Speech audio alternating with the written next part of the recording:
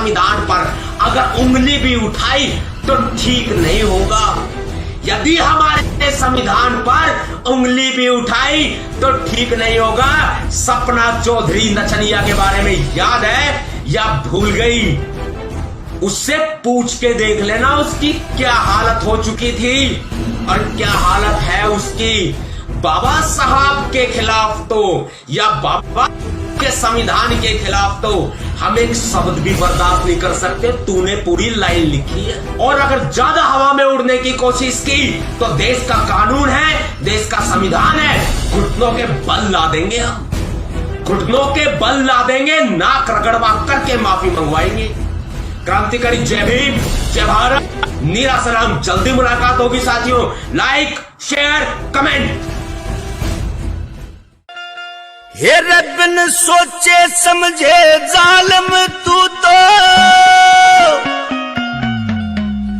हे मुंह ने ज्यादा खोलगी।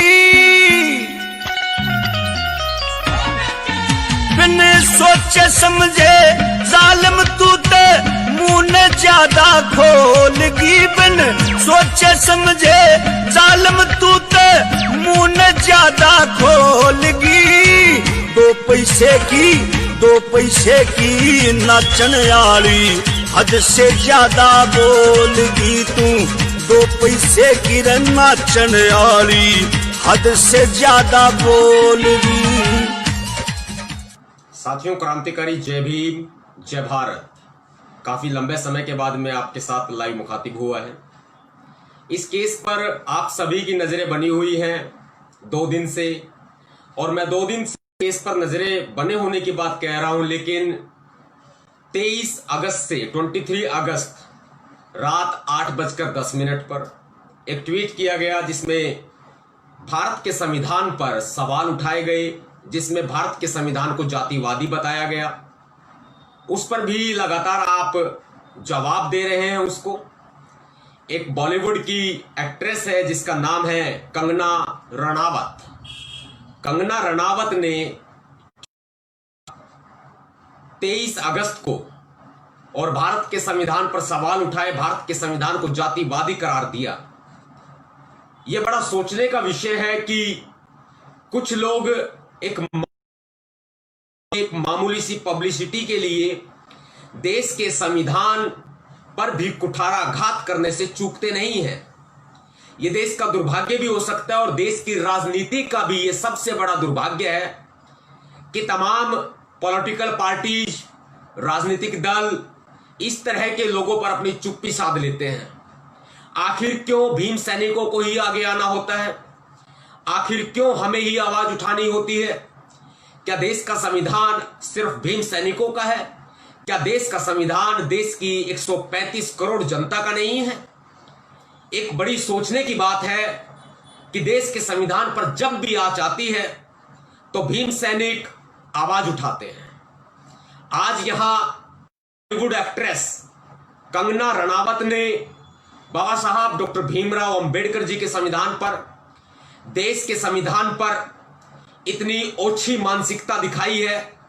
जातिवादी संविधान जो पूरे तरह से संविधान का अपमान है, और ऐसे अपमान लोग संविधान को बुरा भला बोलते रहे और हम खामोश बैठ जाएं, ऐसा कदापि नहीं हो सकता। हमने चूड़ियां नहीं पहन रखी है, हम लगातार लड़ेंगे, 2-2 हाथ करेंगे, कानून के तरीके से लड़ेंगे, और अगर जरूरत भी पड़ी तो पूरा देश नीला नीला कर देंगे। आवश्यकता नहीं है, गुड़गांव को छोड़िए, हरियाणा को छोड़िए, हरियाणा भी और गुड़गांव भी पूरे देश भर में ही आता है। ऐसे में जब पूरा देश नीला नीला होगा और जिसका केंद्र गुड़गांव होगा, तो ये हरियाणा सरकार भी ये बात को सोच ले। उस समय हालात ठीक नहीं होंगे, क्योंकि संविधान पर हम आंच नहीं आने देंगे। संविधान की रक्षा करना हम जानते हैं। जहां सब कुछ चारों तरफ तानाशाही हो जाए, निरंकुशता हो जाए, काम ना करे, प्रशासन काम ना करे, पुलिस काम ना करे, और फिर कंगना रनावत जैसे 2 कौड़ी के लोग पर सवाल उठाए, हम कदापि बर्दाश्त नहीं कर सकते। यह बात भारत सरकार भी सुने और ये बात हरियाणा सरकार भी सुने, गुड़गांव प्रशासन भी सुने और स्वयं कंगना रनावत भी सुने। कंगना रनावत को इतनी भी शर्म नहीं आई कि उसे मालूम चलने के बाद में कि इस पर केस दर्ज हो चुका है, उसके बावजूद भी माफी नहीं मांगी गई, बल्कि उल्टा पलटवार किया गया कि ये टुकड़े टुकड़े गैंग के लोग हैं, टुकड़े टुकड़े गैंग को समर्थन करते हैं, ये 370 का विरोध करते हैं, ये सीएए का विरोध करते हैं। लेकिन मैडम बात सुन लो कान खोल करके, अभी तो फिल्म का ट्रेलर ही है, पूरी फिल्म बाकी है। छोड़ते नहीं है हम, या तो हम कोई कदम उठाते नहीं, अगर छोड़ते नहीं। ये खासियत रही है नवाब सतपाल हमारे भीम सैनिकों की। जितने साथी मुझे देख रहे हैं, सुन रहे हैं, देश भर में पहुंचाए साथियों, हरियाणा के गुड़गांव में केस दर्ज किया गया है कंगना रनावत के खिलाफ। एक्ट्रेस है और जो जातिवादी मानसिकता रखती है, जिसको ये नहीं मालूम कि बाबा साहब डॉक्टर भीमराव अंबेडकर जी की वजह से ही वो उठा करके जी रही है, इज्जत की जिंदगी जी रही है। उसे ये नहीं मालूम कि भारत के संविधान के खिलाफ बोलना देशद्रोह है। देशद्रोह में दर्ज कराई गई है गुड़गांव के अंदर। और साथियों, आप सभी से साथ की अपील करता हूं मैं, साथ देना है पूरा, क्योंकि हम छोड़ने वाले नहीं हैं, हम पीछे हटने वाले नहीं हैं। ऐसे लोग जो मामूली सी पॉपुलरिटी के लिए भारत के संविधान ना करे, भारत के संविधान का अपमान करे, देशद्रोह में जुर्म है और बहुत बड़ा जुर्म है।